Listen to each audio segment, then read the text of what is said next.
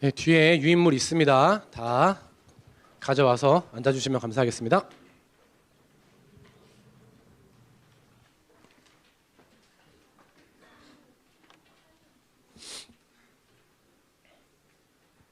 예.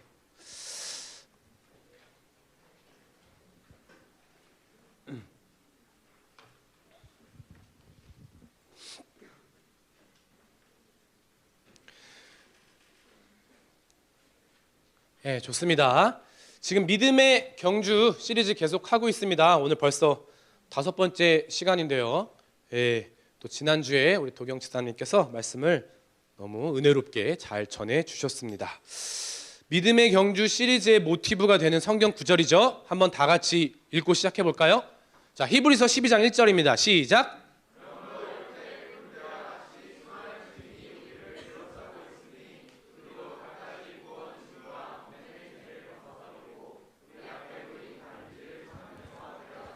예, 우리의 신앙생활은 믿음의 경주로 비유하고 있습니다.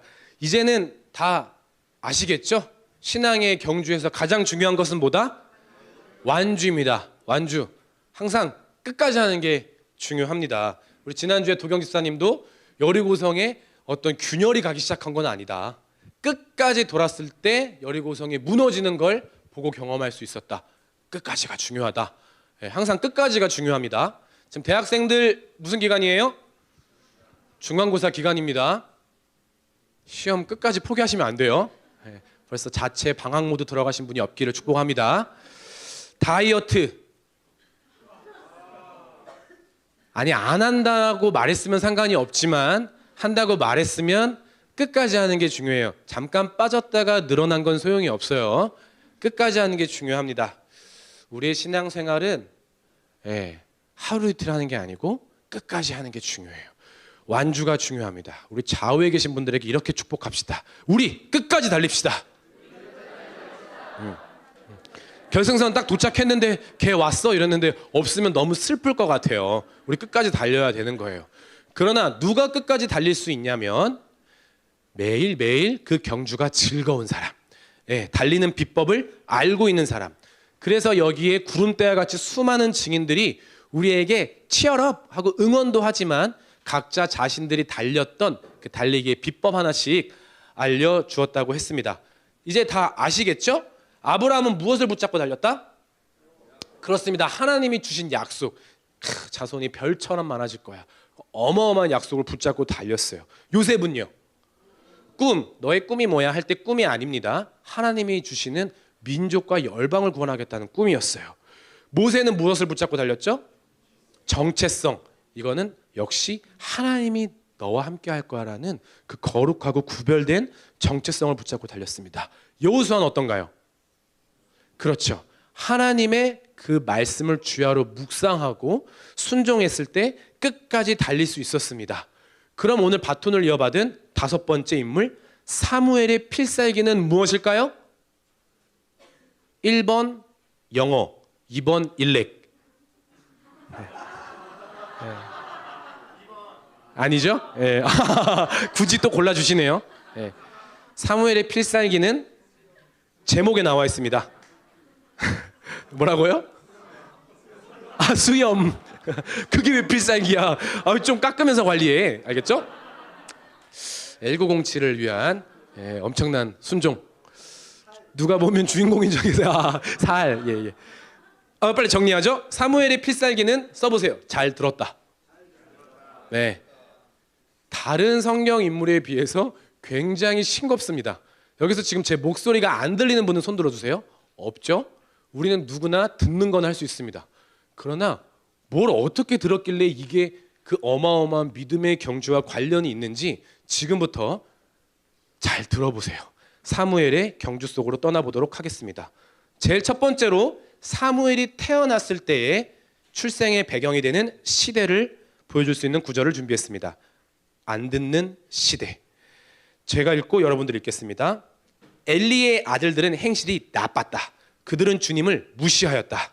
엘리는 매우 늙었다. 그는 자기 아들들이 모든 이스라엘 사람에게 저지른 온갖 잘못을 상세하게 들었고 회막 거기에서 일하는 여인들과 동침까지 한다는 소문을 들었다. 그래서 그는 그들을 타일렀다. 너희가 어쩌자고 이런 짓을 하느냐? 너희가 저지른 악행을 내가 이 백성 모두에게서 듣고 있다. 이놈들아 당장 그쳐라. 주님의 백성이 이런 추문을 옮기는 것을 네. 내가 듣게 되다니 두려운 일이다. 네, 역시 하나 무브먼트 감사합니다.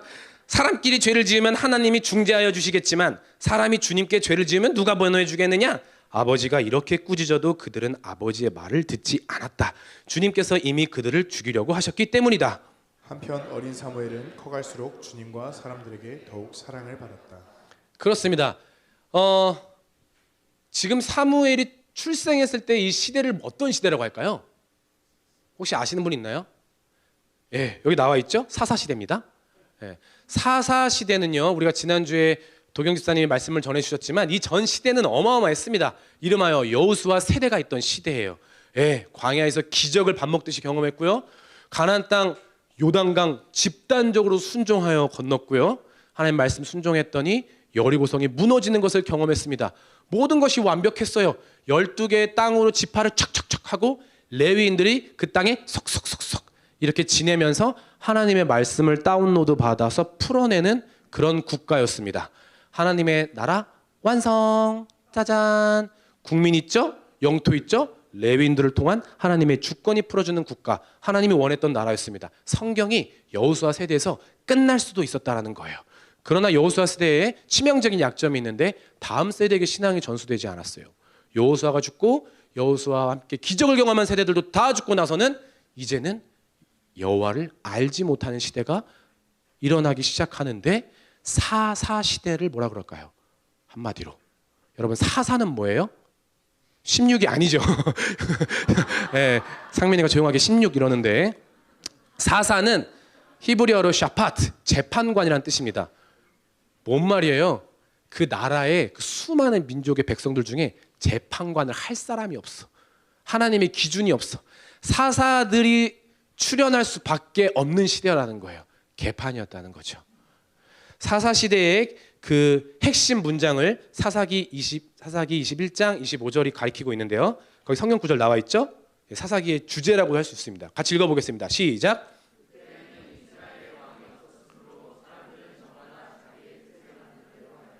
사람들은 저마다 자기의 뜻대로 하는데 정신이 없는 시대였어요. 개역개정은 소견이라고 나옵니다. 소견에 한번 동그라미를 쳐보세요. 이게 히브리어로 어떤 단어냐면 제가 깜짝 놀랐는데요. 아이니가 아랍어를 좀 하죠. 아이니 어디 있어요? 거기 있어요. 예, 그러면 바로 또 대답을 못 듣네요. 히브리어로 소견을 뭐라 그럴까요? 아인이라고 합니다. 예. 아인은 신체 부위 중에 눈을 뜻합니다.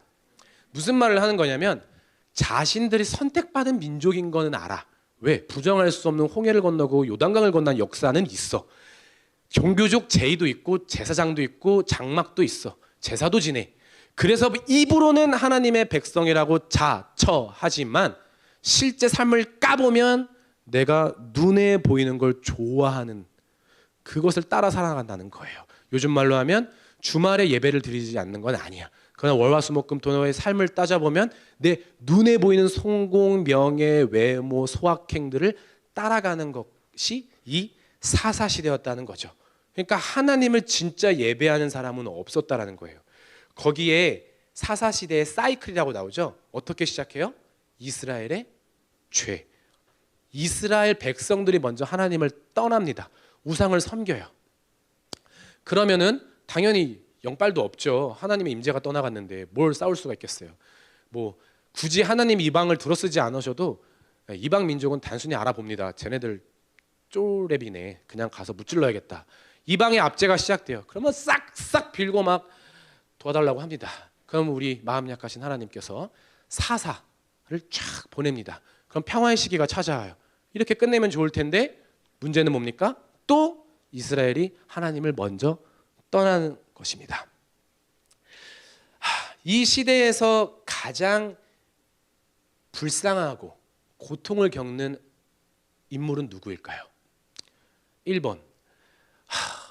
너무 불쌍해. 이방 민족들한테 계속 와서 당하잖아. 좀 평화가 찾아올 만하면 이스라엘 백성. 2번. 이방 민족이 더 불쌍해. 얘네 쪼렙인 줄 알고 쳐들어왔는데 맨날 어벤져스 같은 애들 한 명씩 와가지고 우리 또 자기는 또 박살내고 돌아가야 돼. 묵상해 봅시다. 사사시대에 가장 고통받는 인물은 누구입니까? 1번도 아니고 2번도 아니고 하나님이십니다. 생각해 보세요. 사사시대 이거 12번 반복됩니다. 348년이 흐릅니다. 12번 348년 동안 뒤통수 맞을 수 있을까요? 도와움의 손길을 정말 진심으로 뻗어냈는데 그 도움의 손길을 거부하고 배신을 하는 백성들을 바라보는 하나님의 마음을, 그 찢어지는 마음을 묵상이 잘 안 되니까 현대 버전으로 비유하겠습니다. 오늘은 누구를 좀, 그렇죠, 여기 맨 앞에 화평이가 있으니까, 화평아, 너가 이제 연애를 하기 시작했어. 일단 좋아하네. 근데 계속 들어봐. 그렇게 좋지 않아. 너는 돈을 정말 잘 벌어. 왜? 대기업이니까. 그리고 성격도 사실 화평의 성격 좋죠? 성품 좋아요. 그런데 문제가 있었으니 넌 예수님도 믿어. 근데 문제는 뭐냐면 네가 좋아하는 여자는 예수님을 믿지 않아. 아, 오늘 또 이렇게 시작하네. 근데 더 문제는 뭐냐면 너한테 애교를 부려갖고 너가 준 용돈으로 다른 남자랑 데이트를 해. 그런데 그게 끝나지 않았어. 너가 그 사실을 계속 목격하고 듣고 그렇게 살고 있어서 이제는 네가 카톡을 보내는 거야. 나의 사랑 나에게로 돌아와. 나는 긍휼이 많고 자비하며 노하기를 더디해서. 근데 네가 아는 정보 중에 하나가 또 뭐 있냐면 그 남자는 데이트 폭력으로 일삼고 정말 인성 쓰레기야. 그래서 넌 그 진심 어리게 장문의 카톡을 보내. 근데 놀라운 거는 그 여자가 숫자 1은 없어졌는데 답장이 없어. 이걸 전문용어로 두 글자로 뭐라 그러죠? 일십이라고 합니다. 조이스타에서 비슷한 설교를 했는데 일십하니까 애들 벌써 표정이 안 좋아. 당해봤다는 거야. 여러분 일십 당해본 적 있어요? 기분 진짜 찝찝합니다. 숫자가 안 없어지면 상관이 없어. 숫자가 없어졌는데 답장이 안 오면 5만 가지 생각이 들어. 왜? 사사시대는 하나님이 일식당하는 시대였던 거예요. 눈 씻고 찾아봐도 하나님의 말을 듣지 않아. 귀를 닫고 마음을 닫는 시대였다는 거예요. 그런 여자 사랑할 수 있겠습니까? 끝까지 기다릴 수 있겠습니까? 마음이 찢어질 것 같죠. 진짜 어떻게 하는지 나중에 봐야 돼. 그렇습니다. 생각해 보십시오. 하나님이 이스라엘 백성이라고 선택을 했는데 아무도 하나님의 말을 듣지 않아. 그래도 들어야 되는 사람들이 있으니 그게 바로 제사장 집안이었어요. 그래, 너네만 들으면 돼. 너넨 듣고 잘 풀어줘. 지금 다 썩었는데 너네만 믿는다. 그래서 그때의 에브라임에 있던 실로라는 도시죠. 실로 지역에 성막이 있었는데 이 성막을 지키는 사람이 엘리였어요. 근데 엘리가 나이가 들어서 자기 아들들한테 이 역할을 위임했습니다. 그러나 이 하나님의 말씀을 듣고 풀어내야 할 엘리의 아들들이 어땠다고 성경은 이야기하고 있나요? 너무 심플하게 얘기합니다. 행실이 나빴다. 걔네들은 나빴다. 히브리어로 베리, 그 영어 베리는 아닌 것 같아요. 베리 벨리야알, 한국말로는 무익하고 가치 없는 자. 형제들이 제일 듣기 싫어하는 말 중에 하나입니다. 뭐죠? 쓸모없는 수컷. 너는 진짜 왜 태어났냐? 아유, 쓸모없는 수컷. 그냥 내일 죽어도 아무도 모를 만한 쓸모없는 수컷. 베리 벨리야알이라고 성경은 이야기하고 있는 거예요. 왜? 크게 이들이 두 가지 잘못을 했기 때문이에요. 여기 본문에 실지 않았지만 그 위에를 보니까 엘리의 아들들은 어떤 잘못을 했냐면 화목 제물을 탈취했습니다. 이런 겁니다. 화목 제물 아세요? 화목제? 화목, 화평, 화목해야 돼. 왜? 죄 지은 인간이 하나님께 갈 수가 없어서 화목해 되려면 화목 제물을 드려서 하나님과 하나가 될 수가 있었어요. 그러니까 이런 거예요. 내가 키우는 양들 매 불쌍하다. 내가 키웠는데 근데 어쩔 수 없어. 너 오늘 내가 바쳐야 돼. 매 하고 성막 앞에서 죄를 전가합니다. 내가 그동안 1년 동안 지었던 죄 네가 다 가져가. 그럼 내가 매 하고 가져가요. 영문도 모르고 끌려갑니다. 그럼 이 양을 죽이는 역할은 이끌고 온 주인이 합니다. 그냥 정수리를 보고 눈을 보고 빡 하면 얘가 칵 하고 죽어요. 그럼 제사장들한테 갖다 주면은 그때부터 피를 쫙 뿌린 다음에 가죽 떼고 내장 다 태울 거 태우고 기름기 이렇게 잘 레위기에 나온 그 법에 맞게 태우면 하나님이 그 향을 맡고 좋아하세요. 좋아하는 이유는 고기 냄새라서 좋은 게 아니에요. 죄가 태워졌기 때문에 쟤랑 나랑 만날 수 있는 유일한 방법이기 때문에 좋아하는 거예요. 근데 그 화목제물의 특징은 뭐냐면 끝난 다음에 그 고기를 나눠 먹을 수 있다 없다? 있어요. 무슨 의미냐? 하나님과 하나가 되는 사람들은 이웃과도 하나가 될 수 있다는 의미로 그 고기를 나눠줍니다. 그래서 가슴 부위와 오른쪽 넓적다리는 제사장이 먹고요. 또 일부 부위는 이웃들 줘야 되고 일부 부위는 또 자기도 가져갑니다. 그러니까 너무 좋은 거예요. 하나님도 좋고 나도 좋고 제사장도 좋고 모두 이웃이 좋아야 되는 그 현장에서 엘리 아들들이 이런 거예요. 매 하고 갖고 왔어. 갖고 왔어? 자, 퍽, 죽었네. 여기 담궈봐. 내가 갈고리 3개가 있는데 이거를 촥 해서 걸러 나오면 내 거야. 그런 법은 없는데 자기가 그냥 만들었어. 마치 인형 뽑기처럼. 근데 안 걸리는 게 뭐가 있어? 폭 찍으면 몸통이 다 걸려오지.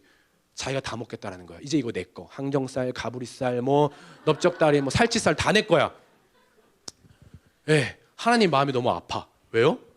고기를 뺏겼기 때문이 아니고 쟤랑 나랑 만날 수 있는 유일한 길인데 얘가 지금 엘리의 아들들이 레위의 아들들이 이런 짓을 하는 거예요. 심한 겐세이야. 얘네들 정말 혼나야 돼. 두 번째 잘못은 뭡니까? 여기에 성경에 나와 있어요. 22절에 엘리가 뭘 들었냐면 엘리의 아들들이 성막의 여종들과 동침했다는 소식을 듣습니다. 얘네들은 화목제물 탈취한 것도 모자라서 그 성막을 섬기는 여자 섬기미들과 대낮에 부끄러운 짓을 했다라는 거예요. 왜요? 가나안 땅의 문화에서 따라온 거예요. 바알과 아세라 신의 종교 창녀들과 잠을 자면 그 신들이 풍요로운 비를 내려줘서 농사가 잘 될 거라는 문화를 따라와서 그냥 우리 성막에서도 그러면 되겠지 하고 그 짓을 저지른 거예요. 누가?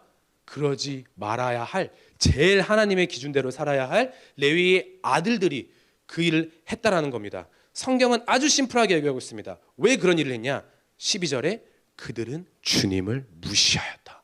개역개정으로 보면 여호와를 알지 못하였더라. 이게 말이나 됩니까? 하나님의 말씀을 가르쳐줘야 할 레위인들이 하나님의 말씀을 알지 못하였더라. 가장 기준대로 살아야 할 하나님의 제사장들이 그 기준을 깬 거예요. 이렇게 되면 결과가 어떻게 될까요? 이러다 다 죽어. 호세아서 4장 6절에 이렇게 얘기하고 있습니다. 시작. 나를 알지 못하여 망한다. 내가 제사장이라고 하면서 내가 가르쳐준 것을 버리니 나도 너를 버려서 내가 다시는 나의 성직을 맡지 못하도록 하겠다.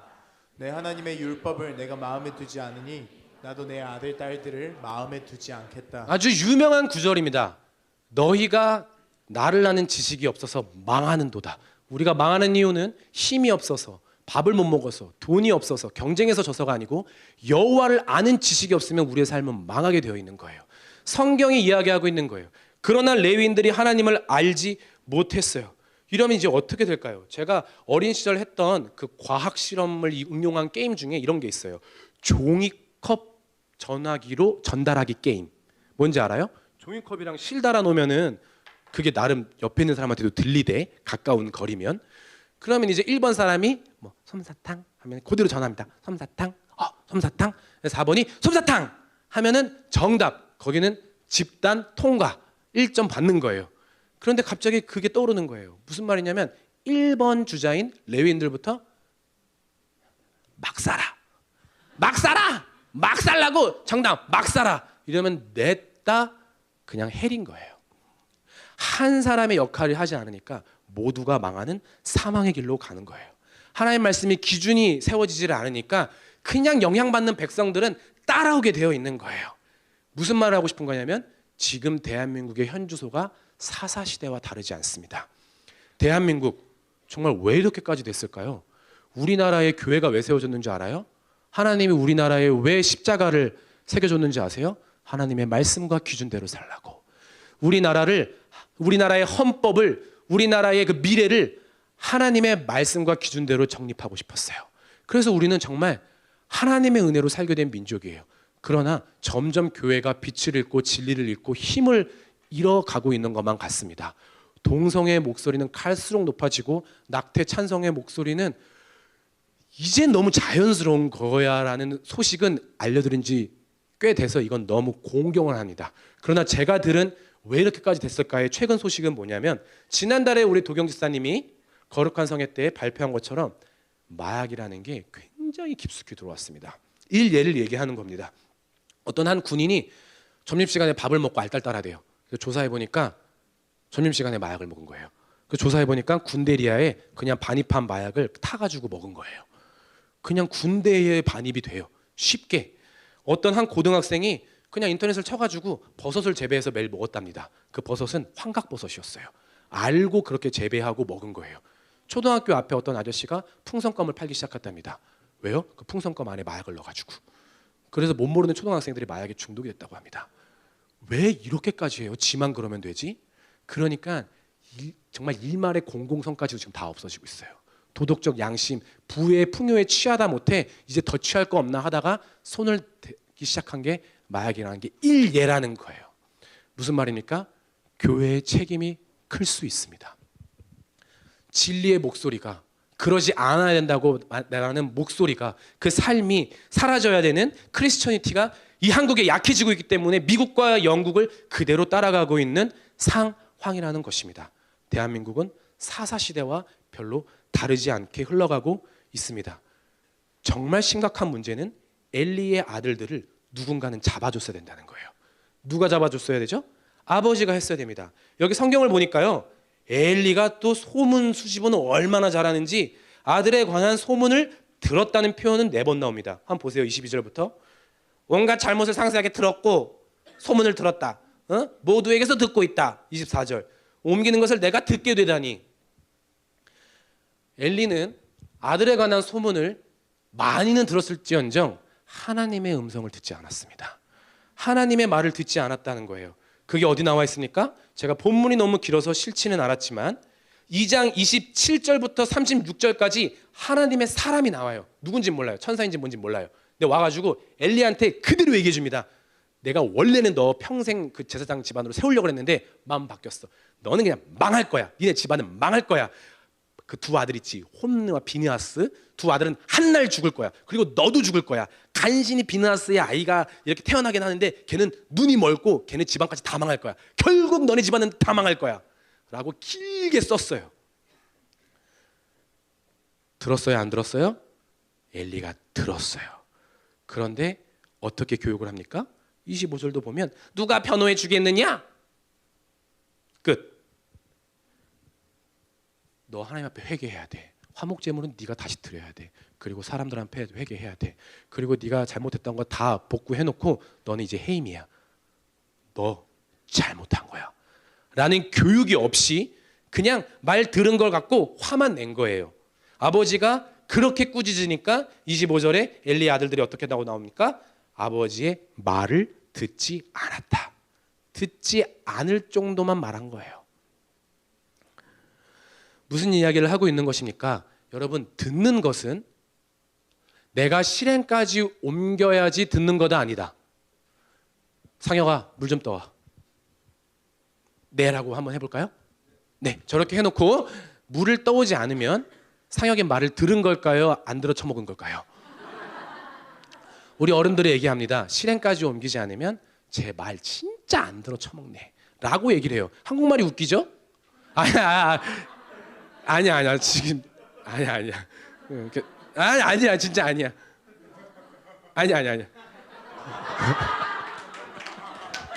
야, 상혁이의 좋은 태도네요. 예. 내 마음을 모르는 거야. 물 먹고 싶지 않아. 그렇죠? 죄송합니다. 어디까지 했죠? 그래서 제가 오늘 어젠가 오늘인가 우리 저희 누리 자매한테 혹시 나도 이 비슷한 사례를 예화로 얘기하기 위해서 물이에요, 물. 물이군요. 네. 예. 누리야, 혹시 나도 들었지만 실행 옮기지 않음으로써 안 들은 예화 없을까? 좀 소개하고 싶어. 했더니 그런 예화? 너무 많지. 와 하면서 끊임이 없는 거예요. 오빠 치약 뚜껑 닫는다면서 안 닫지? 오빠 형광등 그 센서 고친다면서 안 고쳤지? 6개월 지났어요. 안 고쳐졌어. 계속 켜져 있어. 거의 뭐 새 예루살렘이야. 계속 낮이야. 예. 양말 뒤집어 놓지 말라니까 양말 맨날 뒤집어 놓고 세탁통에 넣어놓지. 근데 그만하라 그랬어요. 충분하다고. 저는 말을 들은 걸까요? 안 들은 걸까요? 대답은 했어요. 귀로는 들었다니까요. 나 들은 거 맞잖아 라고 우길 수 있을까요? 하지 않으면 안 들은 거예요, 동현아. 알겠지? 정리하겠습니다. 엘리는 하나님의 말을 들은 걸까요? 안 들은 걸까요? 안 들은 거예요. 왜 안 들었을까요? 사무엘상 2장 30절에 혹시 제가 준비했나요? 이렇게 나와요. 제가 읽을게요. 왜냐하면 나를 존중하는 사람들은 존중하고 나를 경멸하는 자들은 수치를 당하게 할 거야. 이게 사무엘상 전체의 주제예요. 다윗과 스토리에도 이어지는. 무슨 말이냐면 엘리야, 네가 왜 안 듣는 줄 알아? 넌 들을 마음이 없는 거야. 사사시대를 다시 한번 정리할게요. 하나님이 말을 하지만 들을 마음이 없어. 카톡을 왜 씹었는지 알겠어. 그 여자가 들을 마음이 없어.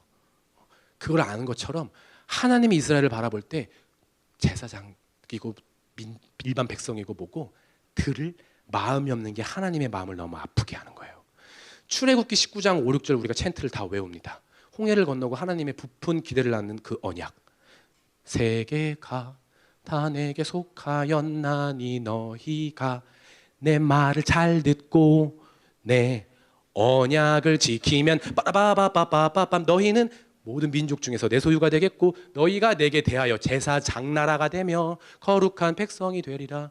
이게 하나님의 진짜 원하는 꿈이에요. 야, 내가 말하면 넌 좀 듣고 실행에만 옮겨줘. 그럼 엄청 복을 받을 거거든. 근데 제사장 나라, 반장 나라가 될 거야. 많은 민족들이 이야, 하나님 말 듣고 사니까 되게 복 받네 하는 대표 나라가 될 거야. 그 언약이 마치 숲으로만 돌아갈 것 같은 위기예요. 거의 노아의 때랑 비슷한 거예요. 아무도 안 듣는 거예요. 하나님이 우리를 왜 창조하셨습니까? 하나님이 얘기하고 걔 듣고, 걔가 얘기하면 나도 듣고, 그 대화와 그 교제와 그 사랑 속에서 살기를 원하는 게 하나님의 꿈 에덴 아니겠습니까? 그런데 아무도 들을 마음이 없다라는 거예요. 바로 그때 노아처럼 반짝거리는 한 소년이 있으니 그의 이름은 사무엘입니다. 마치 그 엘리와 엘리의 아들들이 하나님의 말을 듣지 않는 장면 다음에 26절이 바로 나오는 것은 대조적으로 하나님의 말을 듣는 한 사람, 암흑 속에 피어오르는 한 줄기 빛처럼, 척박한 땅에 피어오르는 한 줄기 꽃처럼 한 아이를 준비시키는 것을 볼 수가 있습니다. 어린 사무엘, 그는 누구일까요? 역시 에브라임 출신입니다. 그 성막 있던 동네예요. 그 동네가 썩었는데 그 동네에서 피어오른 아이예요. 엘가나와 한나의 맏아들이었습니다. 한나의 서원 기도로 태어났다는 건 태어날 수 없는 아이였다는 거예요. 존재적으로. 왜? 한나는 이미 태가 다 쳤던 사람이에요. 불가능한 거였어요. 그러나 한나는 기도합니다. 아들을 허락해 주시면 그 아이의 한평생을 주님께 바치고. 유명한 한나의 기도지 않습니까? 사무엘상 1장 11절 염태와 자매님으로 수고하고 있는 저희 어머님이 딱 이 기도를 했어요. 할아버지가 딸 둘을 낳아놓고 우리 엄마가 왜 딸만 낳았어? 그 시대는 그랬어요. 지금은 반대지만 왜 딸 둘을 낳았어? 그래서 이렇게 괴롭혔어요. 그래서 엄마가 할아버지 때문에 그래도 하나님이라는 존재를 알게 돼서 교회 가가지고 기도했어요. 아들을 주시면 하나님께 바치겠다고. 아들 낳네. 그래서 제가 어렸을 때 아직도 기억해요. 입버릇처럼 했던 게 넌 꿈이 뭐야? 너 이렇게 주둥이가 살았어. 막 이런 어른들이 그런 표현을 했던 게 이렇게 너는 물에 뭐 빠져도 2분 살겠다 뭐 이러면서 너는 꿈이 뭐야? 마중에 모델래? 하면 제가 그냥 학습적으로 훌륭한 목사님이요. 왜냐면 엄마가 시켰어요. 그리고 아주 먼 훗날 오랜 시간이 지났습니다. 제가 26살 때 하나님 앞에 제 인생을 드리겠다고 헌신한 이후로 아주 난리가 났습니다. 어떻게 그럴 수가 있어? 이건 아니지. 아무리 그래도 이건 아니지 진짜. 그래서 엄마가 어렸을 때 나 한나의 기도했던 거 기억 안 나요? 바쳤잖아요. 그러니까 저 이렇게 사는 게 당연하지 않아요? 전 주님의 길을 가겠습니다. 엄마가 펑펑 울었어요. 내가 왜 그런 기도를 해가지고 없던 걸로 하면 안 되니? 그건 하고 없던 걸로 하면 안 돼요, 엄마.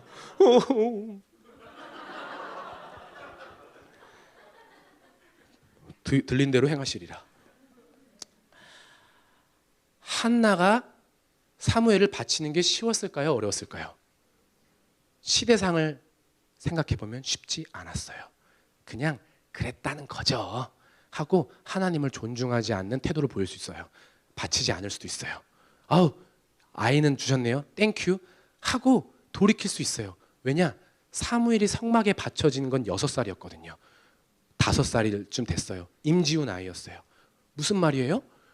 충분히 내가 이 아이를 신생아 양육을 하면서 더 이 아이에 대한 애정이 강해지면서 안 바칠 수 있었다라는 거예요. 그런데 바쳤다라는 건 하나님이 기대를 걸 수 있는 반짝거리는 사람은 사실은 사무엘보다 한나가 먼저였다라는 거예요. 왜? 아무도 내 마음을 들어주지 않는 시대에, 아무도 나를 존중해주지 않는 시대에 쟤는 뭐야? 진짜 줬더니 진짜 바치네. 그럼 이제 그 아이를 한번 묵상해 봅시다. 엄마, 왜 나 여기 왔어? 여기는 실로의 장막이라는 곳인데 엘리 제사장님이야. 인사해. 안녕하세요. 이제 엄마 간다. 엄마 왜 가? 넌 사실 내가 기도해서 바친 아이인데 넌 원래 태어날 수가 없는 아이인데 하나님께서 우리의 기도를 응답하셔서 네가 여기 있는 거야. 넌 성전에서 자라야 돼. 하고 갔어. 그럼 그때 남겨진 아이를 한번 생각해 보는 거야. 조금은 무섭지 않았을까?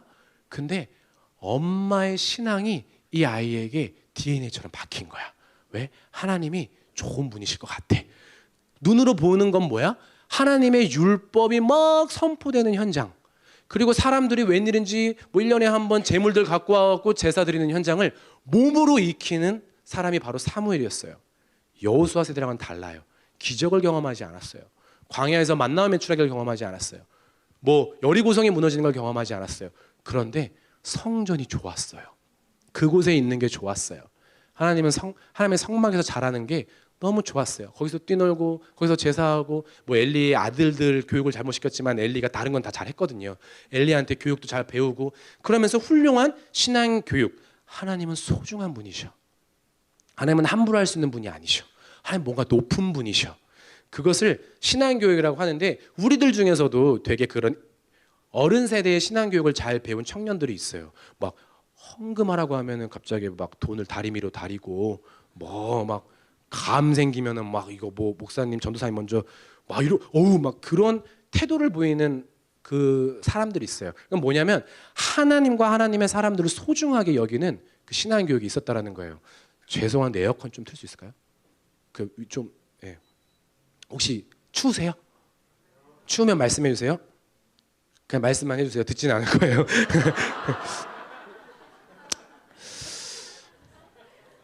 예. 자, 기적을 경험한 여호수아 세대와는 다르게 사무엘은 하나님의 성막을 즐거워하는 세대였습니다. 지금 우리 신촌하나교회 조이 아이들 같죠? 근데 이 아이의 특징이 있습니다. 26절을 보니까 그 사무엘은 커갈수록 주님과 사람들에게 더욱 사랑을 받았다는 거예요. 주님을 소중하게 생각하는 아이는 부정할 수 없게 주님과 사람들에게 더욱 사랑을 받을 수밖에 없어요.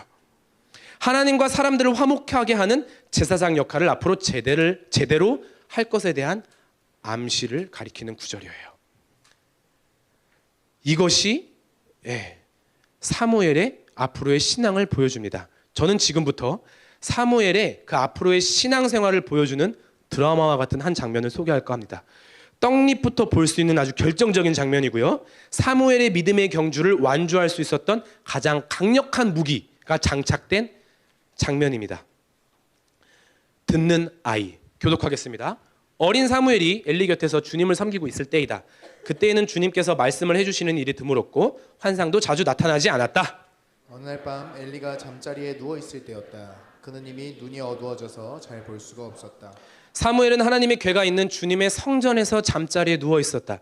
이른 새벽 하나님의 등불이 아직 환하게 밝혀져 있을 때에 주님께서 사무엘아 사무엘아 하고 부르셨다. 그는 제가 여기 있습니다 하고 대답하소서. 곧 엘리에게 달려가서 부르셨습니까? 제가 여기 왔습니다 하고 말하였다. 그러나 엘리는 나는 너를 부르지 않았다. 도로 가서 누워라 하고 말하였다. 사무엘이 다시 가서 누웠다.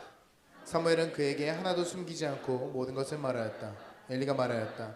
그분은 주님이시다. 그분께서는 뜻하신 대로 하실 것이다. 사무엘이 자랄 때에 주님께서 그와 함께 계셔서 사무엘이 한 말이 하나도 어긋나지 않고 다 이루어지게 하셨다. 그리하여 단에서 브엘세바까지 온 이스라엘은 사무엘이 주님께서 세우신 예언자임을 알게 되었다. 그렇습니다. 하나님께서 사무엘을 부르시는 장면입니다. 당시 상황을 다시 한번 말씀드리는 구절이 있습니다. 1절이에요. 주님께서 말씀을 해주시는 일이 드물었던 시대라는 걸 다시 한번 얘기하고 있습니다. 왜 하나님이 말씀을 해주시는 일이 드물었어요? 사람은 언제 얘기 안 하고 싶어요? 그 상대방한테 얘기해봐야 안 들으니까. 하나님의 말씀하실 필요가 없어. 어차피 안 들을 건데. 안 들으면 그만하고 싶다니까. 환상으로 나타날 필요가 없어. 보여주면 뭐해? 또 우상 섬길 거. 안 하고 싶어요. 하나님 인격적인 분이세요. 그리고 또 2절을 보니까 엘리의 눈도 어두워져서 잘 볼 수 없었다고 나옵니다. 이것도 그 시대의 시대상을 보여주는 거예요. 굳이 성경은 엘리의 시력에 관심이 있지 않습니다.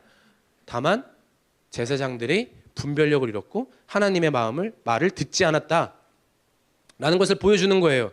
이 시대의 영적 상태를 다시 한번 보여주면서 3절부터 다시 사무엘을 포커스하기 시작하는데, 사무엘은 하나님의 궤가 있는 주님의 성전에서 잠자리에 누워 있었다. 이때 당시에 사무엘의 나이 몇 살인 줄 아세요? 12살. 하나님의 궤가 있는 주님의 성전에서 자는 아이예요. 그런데 이걸 문자 그대로 해석하면 조금 오류가 있어요. 정말 그 지성소에 언약궤가 있잖아요. 그 언약궤 바로 옆에서 잔 건 아니에요. 죽을지도 몰라요. 1년에 한 번 대제사장만 들어가는 곳이었어요. 네. 찾아보니까 주석에 뭐라고 나와 있냐면 여호와의 전, 그 뜰 주변에 제사장, 레위인, 헌신자들을 위해 지어놓은 숙소 같은 게 있는 거예요. 그러니까 우리말로 하면 공동체 하우스가 있는 거예요. 진짜 여기서 잔 게 아니고 바로 옆에 이렇게 섬길 수 있도록, 교숙할 수 있도록 예, 심어놓은 집이 있었다라는 거예요. 그때 3절에 이른 새벽 하나님의 등불이 아직 환하게 밝혀져 있다. 이게 무슨 말이에요? 아까는 막 어둡고 막 말 안 하고 뭐 이렇게 하다가 갑자기 하나님의 등불이 환하게 아직은 비춰져 있다라는 구절을 삽입함으로써 하나님이 사무엘이 그런 호롱불일지도 몰라, 그런 어둠 속에 한 줄기 비칠지도 몰라 하고 기대감을 갖고 다가가기 시작하셨다는 거예요. 그리고 부르시죠. 사무엘아, 사무엘아. 아주 드라마와 같은 장면이고 아주 긴장감이 높은 장면이에요. 한 주석에 이렇게 써져 있어서 그대로 가져왔습니다. 사무엘을 부르신 하나님, 이 장면은 이스라엘 역사의 새로운 전기가 마련되는 전환점이며 이스라엘 백성들을 향한 끊임없는 은총이 풀어지는 시간이다. 하나님 기대하시는 거예요. 하나님 몸을 거시는 거예요. 새 판을 짤 거야. 제발 얘가 나를 존중했으면 좋겠어. 얘가 대답했으면 좋겠어. 얘가 내 말을 들었으면 좋겠어. 다시 하고 싶어. 아직 환하게 불이 밝혀져 있을 때 말을 겁니다. 사무엘아, 사무엘아. 이때 사무엘이 대답하지 않았으면 끝이었어요. 그런데 사무엘이 뭐라고 대답합니까? 갑자기 몸 행동부터 한 게 아니고 자다가 대답부터 해. 12살 난 아이가. 사무엘아, 사무엘아. 예, 제가 여기에 있습니다. 와. 그리고 엘리에게 달려갔대요. 이게 감이 잘 안 오세요? 우리 12살은 고사하고 우리 형제 하우스를 한번 예를 들어보겠습니다. 형제 하우스 원띵 애들이 막 치킨 먹고 막 이러다가 잡니다. 꿀잠 자겠죠? 근데 갑자기 상민이한테 음성이 들리는 거예요. 쌍민아, 쌍민아. 할 때 상민이의 반응, 여러분들이랑 한번 생각해 보세요. 1번 화낸다. 아, 이상혁 씨 어디 반말이야 씨. 이러고 잔다. 2번 치킨을 너무 많이 먹어서 잔다. 전 2번입니다. 제가 사무엘이었고 하나님 저를 부르셨으면 하나님 저한테 실망하셨을 거예요. 저는 베개 머리를 다는 순간부터 아침에 소원이가 깨우기 전까지 쭉 잡니다. 은사죠. 아침에 누리가 얘기해요. 오빠 잠 못 잤지. 왜? 공사했잖아. 아침에 공사를 했어? 못 들어요. 화재 경보기가 울렸다고 해도 못 들어요. 저는 부름에 답할 수가 없는 존재입니다. 그러나 상민이가 이랬다고 한번 생각해 보세요. 저한테 상민아, 상민아, 예, 제가 여기 있습니다 하더니 갑자기 옷을 입는 거야. 그러더니 목사님 집으로 가는 거야. 엘리가 있는 곳으로. 목사님, 상민아 왜? 목사님 부르셨습니까? 무슨 일입니까? 예, 뭐 필요한 거 있으십니까? 했다고 생각해 보세요. 목사님 마음은 어떨까요? 짜증나죠?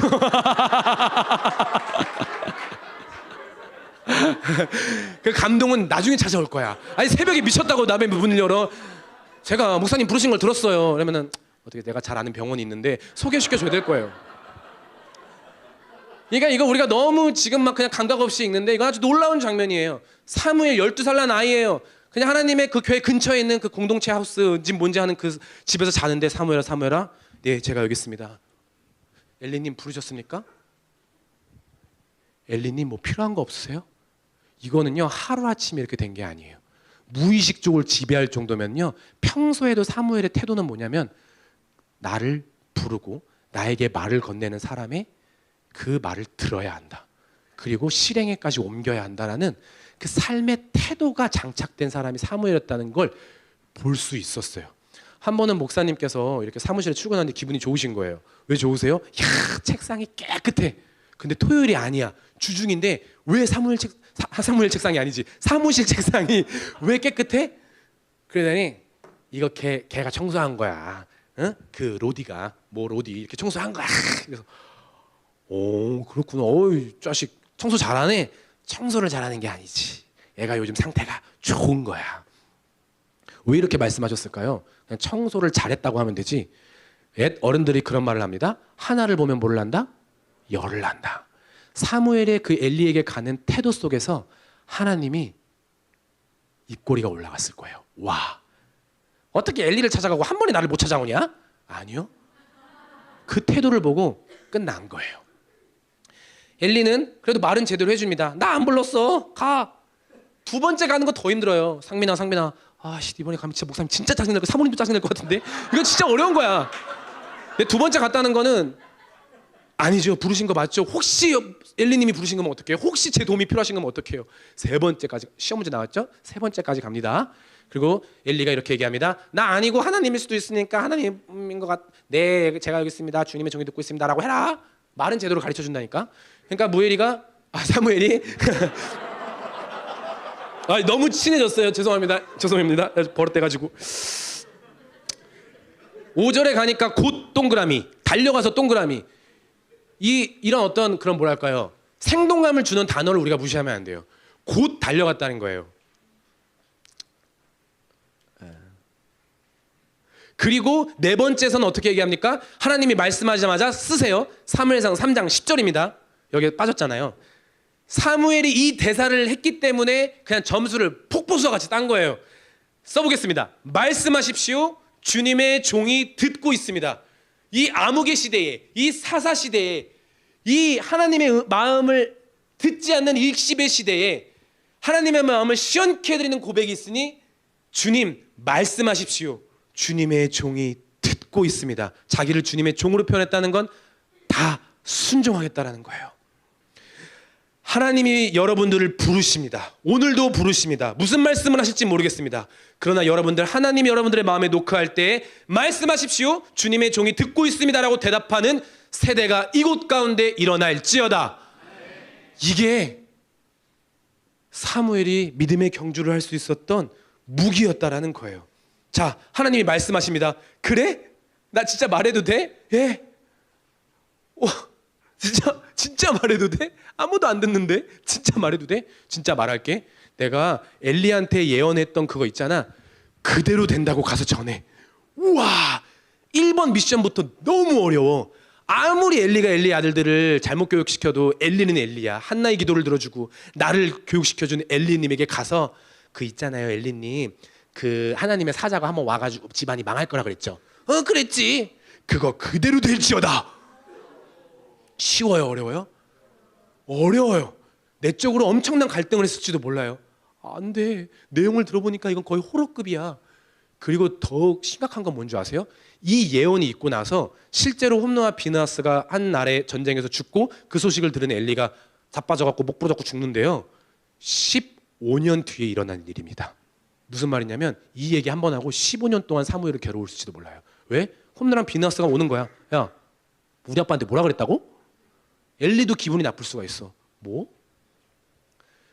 내적인 갈등과 앞으로 내가 겪어야 할 외적인 갈등, 모든 게 다 스쳤을지도 몰라요. 그러나 그 내적인 고통과 외적인 갈등보다 더 소중한 게 있으니 하나님의 말씀을 순종한 거. 하나님의 말씀을 듣고 순종하는 것보다 더 중요한 게 없었어요. 이 시대에. 누구만? 사무엘만. 엘리는 회개했었어야 했어요. 그럼 다시 돌아올 수 있었어요. 이후에 사무엘을 한번 생각해 보겠습니다. 하나님의 말씀을 정확하게 전달하는 선지자로 우뚝 솟았습니다. 사무엘이 한 말은 다 이루어지게 하셨다고 아주 놀랍게 19절에 기록하고 있습니다. 한 사람이 말했는데 하나도 땅에 떨어지지 않고 다 이루어져. 아주 놀라운 표현 아닙니까? 왜 이게 가능했을까요? 사무엘의 말이 마치 신인 것처럼. 왜요? 사무엘은 정말 말한 그대로 전달했거든요. 그러니까 하나님의 말이 땅에 떨어지지 않아야 되니까 이대로 다 이루어지게 할 수밖에 없으신 거예요. 그대로 하니까 사무엘은 단에서 브엘세바까지 온 이스라엘이 알 수밖에 없는 예언자가 되었다라는 거예요.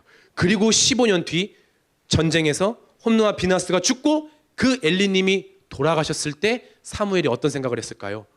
진짜 이루어지는구나. 하나님한테 까불면 안 돼. 하나님의 말을 순종하지 않는 결과는 죽음이구나. 여기서 원포인트 하나 정리하고 가겠습니다. 여러분, 저의 설교가 혹시 도덕적으로나 율법적으로 들리진 않으십니까? 하나님이 시험 문제 있어요. 잘 푸는 사람은 통과, 못 푸는 사람은 불순종, 이제 hell 이렇게 하는 그분의 이미지로 그려주십니까? 뭐 틀리진 않아요. 그런데 그 이면을 읽으셔야 돼요. 하나님께서 내 말을 좀 들어라고 했을 때는 안 들으면 죽여버릴 거야가 메인 포인트가 아니고 안 들으면 네가 죽어가 포인트인 거예요. 다른 거 아세요? 말을 듣고 안 듣고는 오늘 내 하루의 기분과 성적과 재정 상황에 영향을 주는 게 아니고 하나님의 말을 듣고 안 듣고는 내가 살고 죽는 것을 가르는 차이라는 걸 성경은 얘기하고 있는 거예요. 하나님의 말씀을 듣지 않으면 죽습니다. 하나님의 말을 들으면 삽니다. 그래서 잠언도 이렇게 얘기하고 있습니다. 잠언 4장 10절 시작. 아이들아 들어라. 내 말을 받아들이면 네가 오래 살 것이다. 제가 조이스타에서 비유한 게 있는데 애들이 말씀 구절도 기억 잘 하지만 이 예화를 되게 더 잘 기억하더라고요. 어떤 아프리카의 목사님이 계셨대요. 내 딸과 등산을 했는데 이렇게 트랙터 위에서 뭔가 이렇게 작업을 하다가 아유 좀 위험하긴 한데 잘 놀고 있으니까 하고 조금 거리를 멀리 두셨대요. 근데 딱 뒤를 돌아보는 순간 그 딸 뒤에 큰 뱀이 그 딸 이렇게 쓱 오는 거예요. 육안으로도 볼 수 있는 정도의 뱀인데 뛰어갈 수가 없는 상황이에요. 막 묶여 있어가지고. 그래서 바로 그 딸에게 이렇게 외쳤답니다. Hey, 캐티, 오른쪽으로 숙여, 뛰어. 하니까 그 딸이 정말 그대로 밑도 끝도 없는데 아빠가 그렇게 얘기했는데 그 말을 듣고 아빠 품에 안겼어요. 살았습니다. 그러면서 이 아프리카의 목사님이 그 설교하실 때 이렇게 이야기를 하셨는데요. 근데 여러분들 만약에 그 딸이 순종하지 않았다면 캐티 오른쪽으로 왜 소리 질러 왜 승진이 아빠 나한테 숙여 뭘 숙여 뛰어 진짜 아빠 미워 진짜 이렇게 설교를 하시는 분이 있더라고요. 말을 듣고 안 듣고는요 생명을 가르는 차이예요. 하나님이 우리에게 말을 건네시고 말씀을 하실 때는 그게 사랑의 언어든 위로든 충고든 조언이든 책망이든 그건 우리의 생명에 달려 있습니다. 여러분들은 듣기를 원하십니까? 이게 끝이에요. 이게 사무엘의 스토리에서 보여주고 싶은 하나님의 이야기의 전부입니다. 그래서 이 이후의 이야기는 하나님의 말씀을 듣는 자는 얼마나 풍요롭게 사는지, 하나님의 말을 듣지 않는 자의 최후는 얼마나 비참한지를 성경 인물, 사울, 다윗 뭐 이런 사람들을 통해서 보여주고 있을 뿐이에요. 사무엘은요 철저히 하나님의 말씀을 이후에도 순종하기 시작했어요. 히어링하지 않고 리스닝하기 시작했습니다. 히어링과 리스닝은 달라요. 히어링은 귀로 듣는 거고 리스닝은 마음으로 듣고 순종까지 하는 거예요. 어떻게 할까요? 미스바에 모여서 회개시킬까요? 예? 아니면 제가 뭐 잘못한 것이 있나요? 하나님 말씀에 철저하게 순종했기 때문에 사무엘이 12장 3절에서 4절에서 혹시 내가 뇌물 받거나 혹시 내가 뭐 그 잘못하거나 이런 거 있으면 다 뒤져보십시오. 자체 청문회를 열었는데 백성들이 하나도 찾지 못했다고 나옵니다. 예. 사무엘이 계속 하나님의 말씀을 듣는 삶에만 집중을 했어요. 그런데 왕을 달라고 하는 백성들 때문에 첫 번째 왕으로 세운 사람이 있으니 이 사람은 사무엘과 대조적으로 하나님의 말씀을 듣지 않았다라는 거예요. 3번으로 넘어가겠습니다. 듣지 않는 사울의 결과는 어땠을까요? 교독하겠습니다. 사울이 사무엘에게 대답하였다. 나는 주님께 순종하였습니다. 주님께서 보내시는 대로 전쟁터로 나갔고 아말렉 왕 아각도 잡아왔고 아말렉 사람도 진멸하였습니다. 다만 우리 군인들이 전리품 가운데서 양떼와 소떼는 죽이지 않고 길갈로 끌어왔습니다. 그러나 그것은 예언자께서 섬기시는 주 하나님께 제물로 바치려고 진멸할 짐승들 가운데서 가장 좋은 것으로 골라온 것입니다. 사무엘이 나무랐다. 주님께서 어느 것을 더 좋아하시겠습니까? 주님의 말씀에 순종하는 것이겠습니까? 아니면 번제나 화목제를 드리는 것이겠습니까? 잘 들으십시오. 순종이 제사보다 낫고 말씀을 따르는 것이 수당의 기름보다 낫습니다. 거역하는 것은 점을 치는 죄와 같고 고집을 부리는 것은 우상을 섬기는 죄와 같습니다. 임금님이 주님의 말씀을 버리셨기 때문에 주님께서도 임금님을 버려 왕이 되지 못하게 하셨습니다. 사울이 간청하였다. 내가 죄를 지었습니다. 그러나 나의 백성 이스라엘과 백성의 장로들 앞에서 제발 나의 체면을 세워주시기 바랍니다. 나와 함께 가셔서 내가 예언자께서 섬기시는 주 하나님께 경배할 수 있도록 하여 주십시오. 예. 사울의 순종하지 않는 모습이 보여지는 장면 잘 알고 계시죠? 이후에도 이 전에도 그 블레셋과의 전쟁에서 사무엘을 기다리지 않고 제사를 드리고 했다가 한번 혼난 적이 있는데 또 이러고 있는 거예요. 예. 하나님이 사울에게 말씀하셨고 사울은 귀로 들었습니다. 어떤 말씀이었냐면 야, 그 너네 출애굽할 때 그 갠생해 놓은 그 민족 있잖아요. 방해한 민족 아말렉을 진멸, 헤렘이라고 하는데 완전 싹 다 진멸해야 된다라고 들었어요. 그래놓고 네 했어요. 그리고 전쟁하는데 아각도 살려왔고 양떼와 소떼도 죽이지 않았어요. 예. 그러고 하나님이 사무엘한테 말을 건넵니다. 사무엘, 내 종이 여기 있습니다. 말씀하십시오. 나 사울을 왕으로 세운 걸 후회한다. 가서 얘기해라. 그러니까 사무엘이 사울한테 갑니다. 잘못하셨다면서요? 잘못한 거 없는데? 그때 양 한 마리가 울립니다. 매. 어이구, 양 저거 다 어디서 나셨어요? 예. 그럴 때 하는 대사예요. 20절이. 사울이 뭐라고 얘기합니까? 나는 주님께 순종하였습니다. 부터 시작합니다. 이 진위 판단이 이제 돼야 돼요. 나는 주님께 순종하였습니다. 근거는 뭐냐면 주님께서 보내시는 대로 전쟁터로 나간 건 사실이잖아. 싸운 건 사실이잖아. 안 싸울 수도 있었잖아. 싸운 건 맞잖아. 그런데 아말렉 왕 아각을 잡아오라고 했어요? 잡아오지 말라고 했어요? 그냥 다 죽이라고 했어요. 근데 아각을 잡아왔다는 걸 교묘하게 껴넣습니다. 아말렉 사람도 진멸하였습니다라고 말하는데 진멸했을까요? 안 했을까요? 안 했겠죠. 양떼와 소떼는 죽이지 않고 길갈로 끌어왔습니다. 갈수록 거짓말 하나 둘씩 껴넣습니다. 자신이 순종한 거 내용과 순종하지 않은 것을 교묘하게 껴넣으면서 변명을 하는데 21절 보니까 그것도 우리 군인들이 했다는 거야. 남 탓. 내가 한 게 아니고 우리 군인들이 갖고 온 거예요. 지가 시켰으니까 갖고 왔겠지. 진멸도 안 했으면서 했다고 하는 거예요. 양떼와 소떼가 여기 있잖아요. 그러니까 거짓말을 뻔뻔하게 나는 주님께 순종하였습니다라는 두 갈씩 표현을 쓰면서까지 발악을 하고 있는 사울의 이 마음의 중심은 뭘까요? 하나님의 말씀을 들은 걸까요? 안 들은 걸까요? 하나님의 말씀을 50%만 실행하면 이건 들은 걸까요? 안 들은 걸까요? 솔직히 그렇게 말할 수 있습니까? 여러분들 학교 교수님한테 찾아가가지고 레포트가 엉망이긴 한데 그래도 형식은 맞춰서 10페이지는 적었어요. 밤새. 근데 교수님이 F를 줬어. 합당합니까? 안 합당합니까? 항의 메일 보낼 거예요? 안 보낼 거예요? 표정들이 니라도 보냈겠지 않았겠냐라는 표정들인데 쉽지 않은 거예요. 왜냐하면 사울이 안 한 건 아니잖아. 전쟁 안 나갈 수도 있었는데 한 건 한 거잖아. 그러나 50점만 하면 빵점입니다. 하나님의 말씀 그대로 순종하지 않았으면 F입니다. 냉혹하게 들리십니까? 이 타이밍에서 저의 사역에 빅데이터를 돌려보아 안 듣는 자들의 4가지 유형을 한번 정리해봤습니다. 이거는 성경에 나와 있지 않고 어디 주석이나 참고한 것이 아니라 순전히 제 빅데이터에서 정리한 것인데 여러분들이 이것을 취하건 안 취하건 여러분들의 선택입니다. 안 듣는 자들의 4가지 유형을 한번 보니까요. 첫 번째는 아예 상대방이 어떤 이야기를 해도 듣지 않을 거라는 강한 태도에 의해 침묵하는 유형이 있습니다. 말이 없어. 뭐 말을 꺼내면은 대답을 하지도 않고 아예 협상을 하지도 않고 아예 대화조차 하지 않는 아예 대화 거부 유형이 있어요. 아주 깊이 불신하는 거죠. 이 사람은 말하기가 싫어서가 아니고 한국말을 몰라서가 아니고 듣기 싫어서 말을 하지 않는 거예요. 내가 이 말을 하면 저 사람이 이 말을 할 게 뻔하기 때문에 그 말을 내가 듣기 싫으니까 라고 시나리오를 그려놓고 침묵하는 유형이 있습니다. 대화 거부 유형, 카톡 차단 유형입니다. 제가 20살 때 이랬어요. 제 별명이 잠수함이었어요.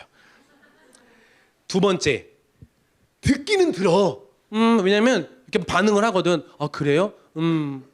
그렇구나. 듣긴 들어. 근데 다 들어놓고 네 말도 맞는데 근데 공포의 접속사 근데 나오기 시작합니다. 아까 사울은 다만 근데 그치만 말이야 사람 잡습니다. 그러면 내가 내 말을 듣고 있다는 건가 안 듣고 있다는 건가 다시 설명합니다. 맞다니까, 네 말이 맞다니까. 근데 하기 시작하면은 들은 거야 안 들은 거야. 이 사람은 애초에 들을 마음이 없어요. 상대방이 하는 조언보다 자신의 생각을 더 신뢰하는 경우 근대 유형 되겠습니다. 세 번째 유형이 있습니다. 들어요. 근데도 안 해요. 그래 맞아. 네 말이 맞아. 근데 안 할 거야? 왜 근데야? 네 말이 맞는데? 네? 좋아요. 이렇게 할래? 네 좋아요. 이거 해볼래? 너 이것만 고치면 딱 되는데. 네 너무 감사해요. 그거 말씀해 주셔서 감사해요.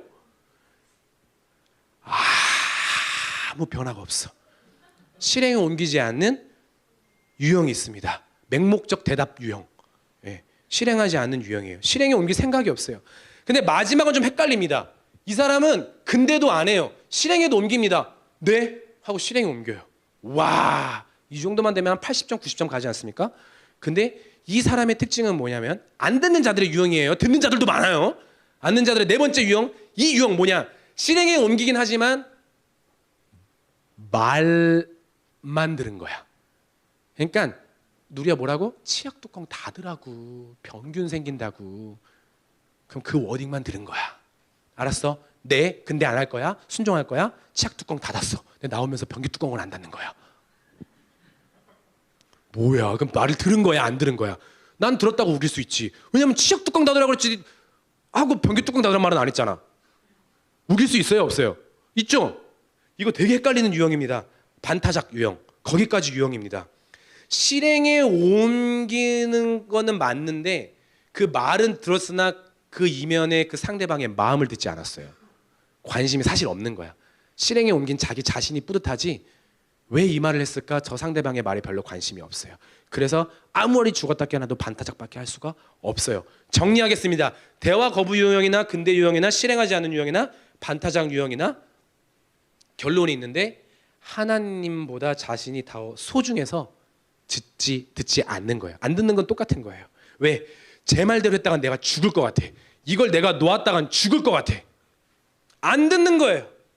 불순종하는 거예요. 사울이 그랬다라는 거예요. 마치 한 것처럼 우길 수는 있으나 그 마음속을 뜯어보면 아예 하나님 말을 듣고 싶은 마음이 없었다는 거예요. 왜 그 말을 하는지 그 의도조차 파악하지 않았다라는 거예요. 불순종했다라는 거예요. 사무엘이 얘기하고 있습니다. 아무리 제사를 드려도 순종하지 않으면 소용이 없다. 그러면서 그건 뭐와 같냐면 23절에 거역하는 것은 점치는 거랑 같아. 너 점 보고 온 거야. 내가 언제 거역했지? 점 보고 왔어? 그게 그거야. 히브리어로 캐셈은 이방신을 숭배하는 자들이 보편적으로 하던 점을 보는 행위였어요. 율법에 의해 완전히 금지된 거였어요. 레위기에 나와요. 이방신들을 통해서 점치면 죽습니다.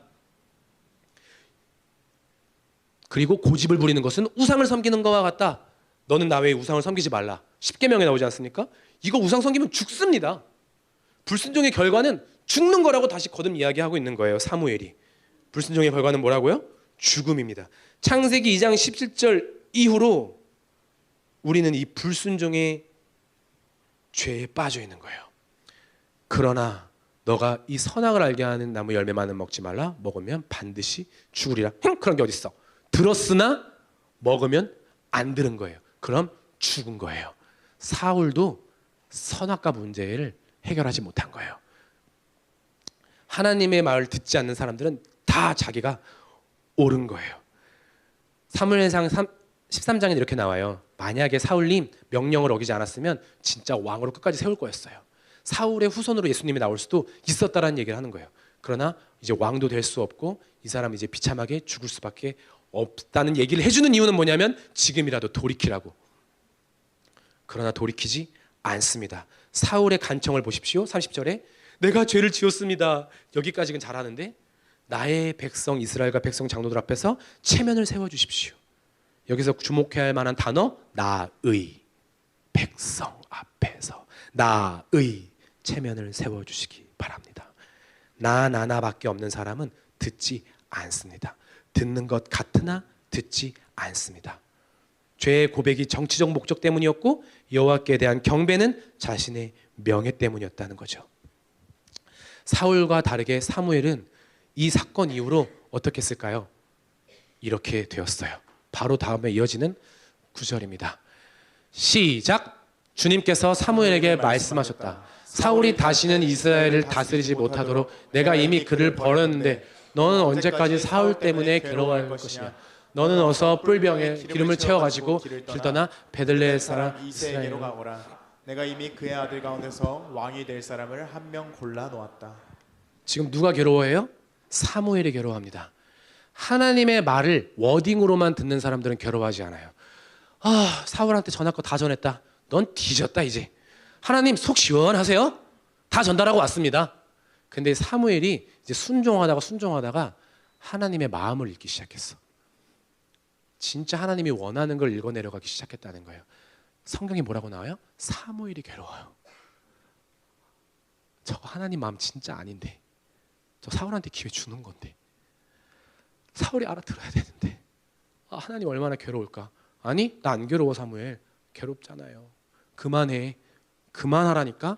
괴롭잖아요. 그만하라고. 나 안 괴로워. 하나님 괴로울까요? 안 괴로울까요? 지난주에 아주 제 마음을 울리는 승환이의 설교 대목이 있었는데 똑 얘기합니다. 여러분의 리더, 특별히 제 리더인 목사님 사모님이 여러분들을 똑같이 다 사랑하십니다. 버리길 원치 않으시고요. 예수님 잘 믿고 풍성하게 잘 살고 잘 다 세우고 싶어. 그게 팩트. 그 이상 그 이하 없어. 그런데 그 사랑과 열정이 넘쳐서 정말 속상하다. 나보고 속상하다고 했으니까 이제 날 버린 걸 거야. 순종했어요. 속상하다 들었으니까 순종. 난 앞으로 속상하게 하는 애로 살아야지. 아니라는 거예요. 그날로 제가 아는 두 분은 잠을 못 주무세요. 사모님 잠 못 주무시고요. 목사님, 나 앞으로 걔 신경 안 쓸 거야. 나 앞으로 진짜 걔 신경 안 쓸 거야. 세포 마디마디가 신음하고 있는 게 들려요. 왜? 걔가 미워서가 아니고 걔가 돌아오길 바래서. 그게 진짜 하나님의 마음이에요. 사무엘이 말을 듣기 시작한 게 아니라 이제는 순종하고 말을 듣다가 마음을 듣기 시작했다라는 거예요. 괴로워요. 근데 하나님 말씀하십니다. 그만해. 해도 안 듣잖아. 다윗에게 기름 부어 가자. 무슨 말을 하는 겁니까? 듣지 않는 자에게 끊임없는 기회를 주시던 하나님. 그러나 사울에게 회개가 없습니다. 그러면 그대로 사는 거예요. 그렇게.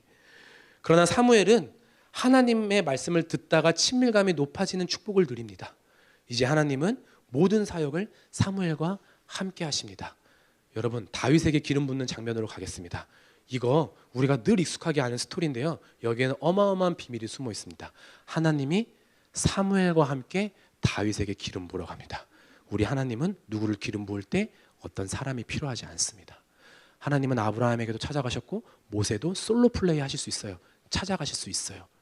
그런데 사무엘에게 다윗의 기름 붓는 그 장면에 데려가십니다. 이건 사무엘에게 축복이에요. 하나님의 말씀을 듣는 자는 생명을 얻는 것 플러스 매일매일의 삶이 하나님의 마음을 알아서 사람을 세우고 교회를 세우는 풍성한 삶 가운데로 들어가게 됩니다. 그래서 예수님 말씀하십니다. 도둑은 훔치고 죽이고 파괴하려 오지만 내 양들에게 난 생명을 주는 것 플러스 풍성하게 살게 하려고 왔다. 여러분, 사무엘의 인생이 말 잘 들었더니 생명을 얻었네 수준이 아니고요. 이후의 인생이 세우는 자의 삶, 그 축복의 삶으로 갔다라는 거예요. 6절부터 13절 한번 읽어보겠습니다. 그들이 왔을 때에 사무엘은 엘리압을 보고 속으로 주님께 기름 부어 세우시려는 사람이 정말 주님 앞에 나와 섰구나 하고 생각하였다. 그러나 주님께서 사무엘에게 이르셨다. 너는 그의 준수한 겉모습과 큰 키만을 보아서는 안 된다. 그는 내가 세운 사람이 아니다. 나는 사람이 판단하는 것처럼 그렇게 판단하지 않는다. 사람은 겉모습만을 따라 판단하지만 나 주는 중심을 본다. 중약 사무엘이 이새에게 아들들이 다 온 겁니까? 하고 물으니 이새가 대답하였다. 막내가 남아있기는 합니다만 지금 양떼를 치러 나가고 없습니다. 사무엘이 이새에게 말하였다. 어서 사람을 보내어 데려오시오. 그가 이곳에 오기 전에는 제물을 바치지 않겠소. 그래서 이새가 사람을 보내어 막내 아들을 데려왔다. 그는 눈이 아름답고 외모도 준수한 홍안의 소년이었다. 주님께서 말씀하셨다. 바로 이 사람이다. 어서 그에게 기름을 부어라. 사무엘이 기름을 담긴 뿔병을 들고 그의 형들이 둘러선 가운데서 다윗에게 기름을 부었다. 그러자 주님의 영이 그날부터 계속 다윗을 감동시켰다. 사무엘은 거기서 떠나 라마로 돌아갔다. 무슨 얘기를 하는 거냐면요. 사무엘이 이새의 집에 갔어요. 그래요. 속상하긴 한데 일단 정신 차리고 다시 순종 모드. 자, 누굴까요? 엘리압 봤는데 와, 얘다. 사울도 조금 멀쩡하니까 하나님 얘죠? 하는데 응, 아니야. 이젠 친밀감이 많이 자랐어. 얘죠? 응, 아니야.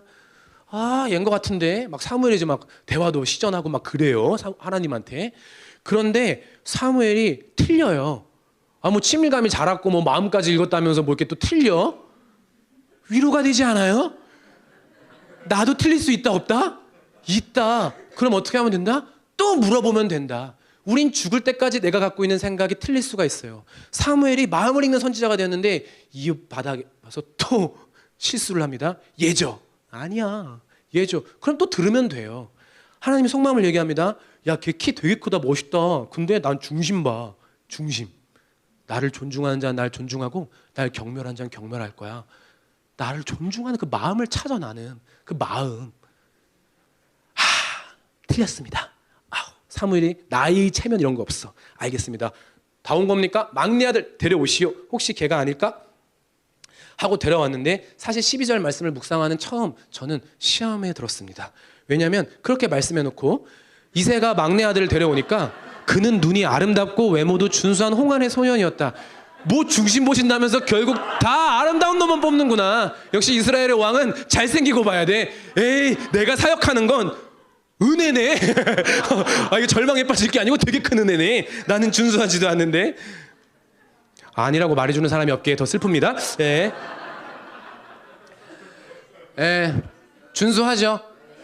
할렐루야. 그러나 분명한 건 하나님은 저의 외모를 보고 뽑으신 거가 아니고 누리도 저의 외모를 보고 결혼하지 않았습니다. 전 알고 있어요, 제 수준을. 주님께서 말씀하셨습니다. 바로 이 사람이다 하니까 이 사람인 거예요. 그리고 기름을 붓는 거예요. 우리가 하나님의 음성을 듣고 순종하는 삶의 그 모양이 어떻게 전개되길 하나님이 원하시냐면, 무에라, 너가 너무 좋아. 내 얘기 든 사람 너밖에 없어. 그러니까 다음 사람 찾으러 가자. 또 하나님의 마음을 오해하지 않고 들을 수 있는 사람 찾으러 가는 인생, 그게 끝인 거예요. 우리가 하나님 말씀 듣고 풍성한 삶을 살면서 우리가 죽을 때까지 해야 될 삶의 달리기의 모습은 어때야 되냐면, 하나님의 마음을 존중하는 사람을 찾으러 다니는 거예요. 그 사람 세우는 것밖에 없어요. 그게 조일랜드인지 A존인지 내 가족인지 모르겠지만 찾으러 다니고 새고 기름 부으는 게 끝이에요. 내가 알려지지 않아도 돼요. 그가 알려줘도 됩니다. 그러나 사무엘의 인생을 한번 보십시오. 다윗에게 기름 붓고 거기서 떠나 라마로 돌아갔다. 고향. 그리고 그 후에 사무엘이 별로 안 나와요. 듣는 자의 삶은 세우는 삶이 되는 것입니다. 반주팀 나와주시면요, 마지막 메시지를 좀 정리할 텐데요. 하나님의 말씀은 들으면 살고 듣지 않으면 죽습니다. 그러나 그것은 공포나 협박이 아니고 아주 부드러운 하나님의 초청입니다. 네가 안 들으면 죽어. 오늘도 말할 거고 내일도 말할 거야. 자꾸 우리 가운데 반복적으로 말씀해 주시는 것 같은 죄의 문제가 있습니까? 자꾸 반복적으로 말씀하시고 싶어하는 그런 신앙의 점프의 문제가 있습니까? 어제 오늘 들린 거 아닌데 자꾸 보류하고 있는 그런 것들 있지 않습니까?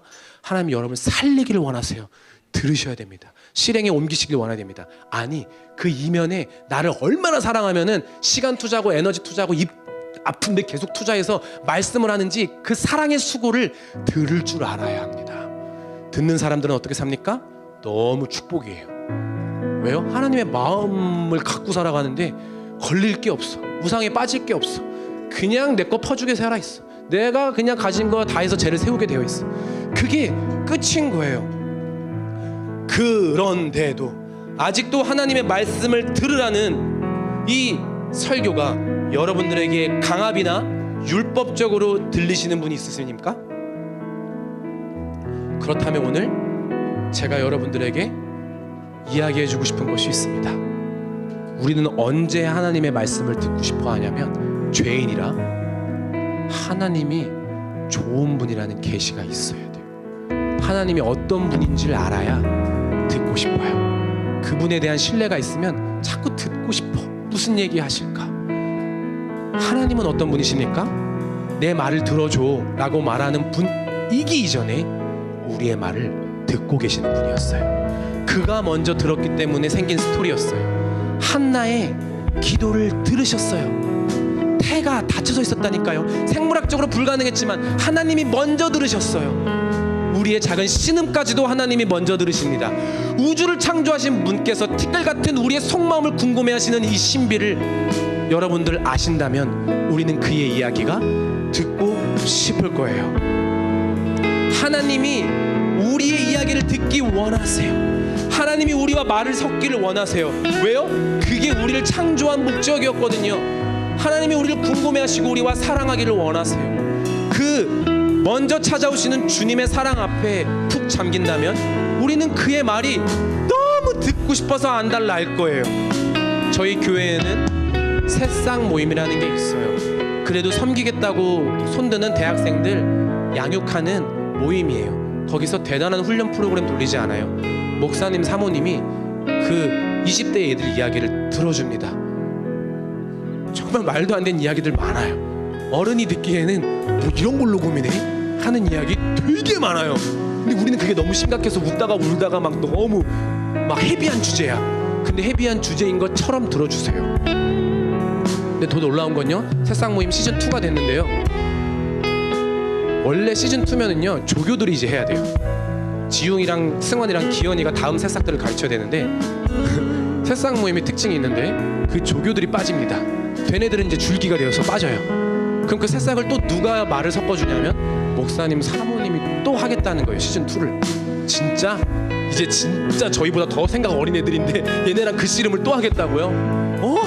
다 빠져도 돼? 나 얘네들이랑 말 섞을 거야. 놀 거야. 얘네도 이야기를 해야지. 누군간 들어야지 얘네들도 자유해지지. 그러면서 오늘 형제들은 오리고기 먹으러 간다며. 그 모임에 저를 빠뜨리지 마세요. 그래서 저도 데려간다고 합니다. 근데 무슨 얘기를 하는 거냐면요, 먼저 들어주시는 하나님의 사랑에 푹 잠길 때에 우리는 그의 전 앞에 나아가는 게 너무 즐거울 거예요. 사무엘을 기억하십시오. 사무엘이 하나님을 좋아했다라니까요. 하나님은 강제로 억압적으로 내 말 들어 라고 말하는 못된 남자친구가 아니에요. 하나님 먼저 우리에게 부드러운 목소리로 말씀하십니다. 사랑해.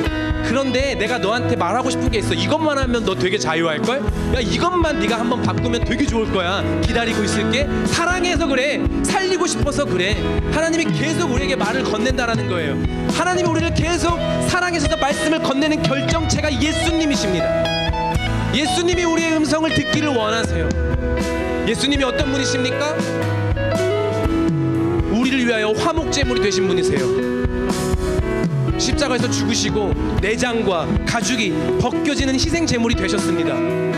우리의 불순종인, 우리의 말을 듣지 않는 죄 때문에 평생 태초부터 영원까지 하나님의 말밖에 안 들은 죄가 없는 예수께서 십자가에서 죽으심으로 우리를 향한 그 사랑을 확증하셨습니다. 그 예수 그리스도의 복음이 우리들의 심령 가운데 박힌다면 우린 매일매일 예수님의 음성을 듣는 것을 즐거워하게 될 것입니다. 결론적으로 말씀드립니다. 사무엘이 믿음의 경주를 할 수 있었던 이유는 예수 그리스도를 바라보았기 때문입니다. 구약의 모든 스토리의 주인공은 예수님이요, 하나님의 모든 말씀의 결정체는 예수님이세요. 그래서 누가복음 9장 35절 이렇게 적혀 있는 거예요. 유인물에 있습니다. 함께 읽겠습니다. 시작. 그리고 구름 속에서 소리가 났다. 안 써 있나요? 이는 내 아들이요 내가 택한 자다. 너희는 그의 말을 들어라. 오늘 설교가 복잡하게 들리시면 단 하나만 기억하길 원합니다. 예수님께서 말씀하시면 들으셔야 돼요. 거기가 생명의 길이에요. 그곳이 사랑의 속삭임입니다. 예수는 우리를 위하여 죽으시고 부활하신 놀라운 사랑을 우리 가운데 인쳐주시는 분이십니다. 이 시간 우리 기도하며 나아갈 때에 주님 말씀하시면 예 말씀하십시오. 주님의 종이 듣겠습니다 하는 세대로 우리 세대가 되게 해달라고 이 시간 기도하기를 원합니다. 주님 말씀해 주십시오. 주십시오. 예수님 말씀하여 주십시오. 하나님의 음성을 듣기를 원합니다. 하나님 나를 향하신 그 조언과 책망과 사랑의 이야기를 듣기를 원합니다. 내가 살 수 있기를 원합니다. 나를 먼저 찾아오셔서 나의 기도를 들으시고 나의 작은 신음까지도 먼저 들어주시는 주님이시기에, 좋은 분이시기에, 선하신 분이시기에, 하나님이 먼저 시작하셨기에 하나님 우리가 당신의 말을 정말 들을 수 있습니다. 듣는 것이 너무나도 기쁘고 자연스럽습니다. 주님 오늘 저한테 말씀해 주세요. 내일도 말씀해 주세요. 매일매일 말씀해 주세요. 주님의 종이 듣겠습니다. 무엇을 원하십니까? 무엇이 필요하십니까? 무엇을 바라보고 계십니까? What are you thinking? What are you feeling? 주님 말씀하여 주시옵소서. 우리 시간 다시 한번 기도하기를 원합니다. 우리 가운데 제가 귀가 막혔습니다. 제가 목이 곧았습니다. 제가 마음으로 주님을 거부했습니다. 히어링은 했는데 리스닝 하지 않았습니다 하는 성령님의 찔림이 있는 사람들이 있다면 이 시간 주님 앞에 반응하며 나아가기를 원합니다. 주님, 제가 듣겠습니다. 끝까지 집요하게 말씀해 주십시오. 저도 포기하지 않겠습니다. 그래서 주님 순종하겠습니다. 주님의 그 말씀 속에 거하기를 원합니다. 우리 가운데 리스닝 제너레이션이 일어나게 하여 주시옵소서. 우리 가운데 리스닝의 돌파가 일어나게 하여 주십시오. 다시 한번 주여 이름 한번 부르고 기도하며 나갑니다. 주여.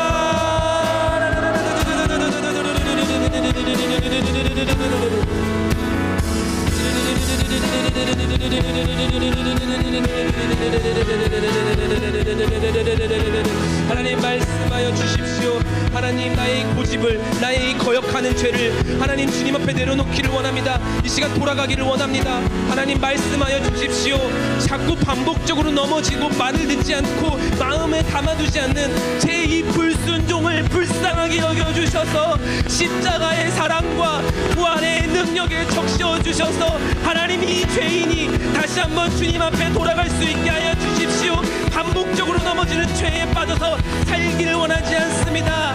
영원부터 영원까지 저와 대화하고 교제하기를 원하시는 하나님의 그 사랑 앞에 살기를 원합니다. 주님 저를 하늘 차원으로 초청하여 주십시오.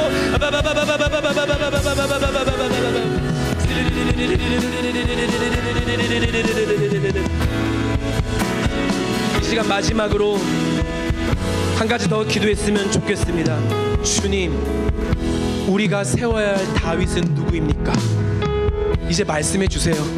저한테 이제 말씀해 주세요. 이제 그만 나나나 하고, 이제 그만 주님과 나의 관계가 어쩌냐 저쩌냐 그만하고 하나님의 마음속에 중심의 이야기를 듣고 싶어요. 누구 때문에 눈물을 흘리고 계세요? 누구 때문에 괴로우세요? 내가 누구를 세워야 할까요? 내가 누구에게 기름을 부어야 할까요? 나의 평생을 다해서 누구에게 하나님의 마음을 전해야 될까요? 하나님, 내가 세워야 할, 내가 평생 세워도 부족함이 없을 그 다윗이 기도 가운데 생각나게 하여 주시옵소서.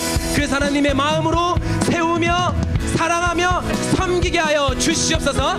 이 시간 우리가 다윗을 세우는 세대가 되게 해달라고, 우리가 그 사명을 순종하겠다며 다시 한번 결단하며 주님 앞에 나가기를 원합니다. 주님,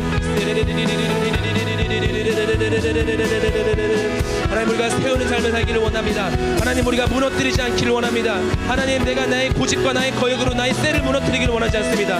하나님 내 공동체를 무너뜨리기를 원하지 않습니다. 세우는 사람이 되고 싶습니다. 세우는 사람이 되고 싶습니다. 하나님 나의 이 순종을 통해서 살아나야 할 사람은 누구입니까? 나의 이 작은 순종을 통해서 누구를 살리기를 원하십니까? 하나님 제 셀원들을 세우게 하여 주십시오. 하나님 우리 조이랜드 친구들, 우리 조이트리 친구들을 세우게 하여 주십시오. 하나님 내 자녀들을 세우기 시작하여 주십시오. 나부터 주님의 말씀에 순종하는 그 삶의 본으로 하나님 죽어가는 영혼들이 살아나게 하여 주십시오. 우리 다 같이 일어나서 이 시간 찬양하며 나아가겠습니다. 나의 사랑하는 자의 목소리 듣기 원하네.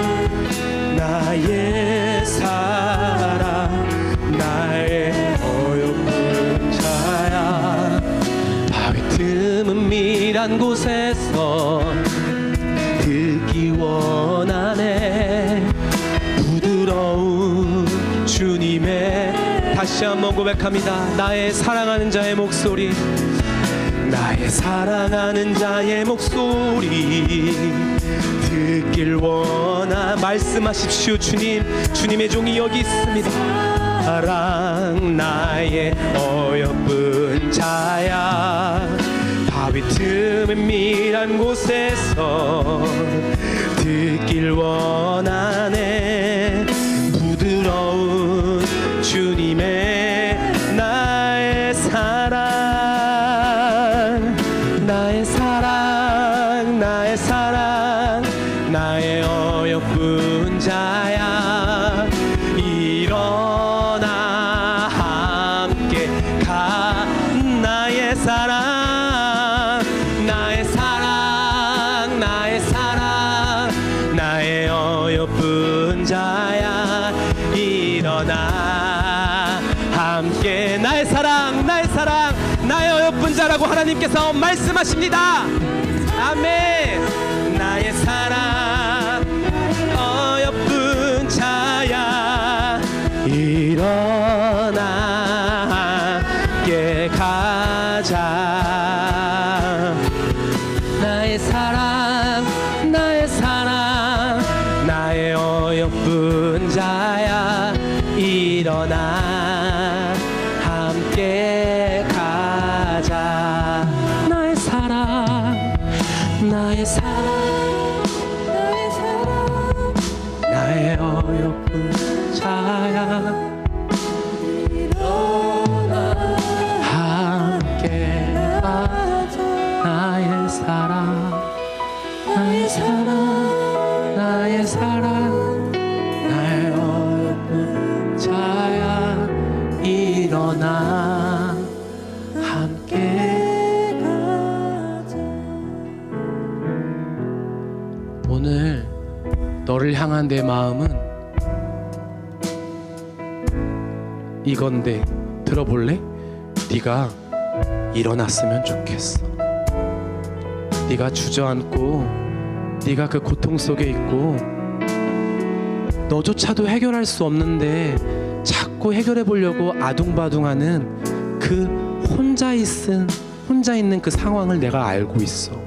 근데 널 향한 내 마음의 진심이 뭐냐면, 내가 꾸중을 해도, 내가 책망을 해도, 내가 너에게 소리를 질러도 내 속마음은 뭐냐면 너가 일어났으면 좋겠어. 그리고 나와 함께 있었으면 좋겠어. 그것이 창세 때부터 영원까지, 챕터 2, 챕터 3까지 계속 너에게 원하는 한 가지야. 난 너랑 말 섞고 싶어.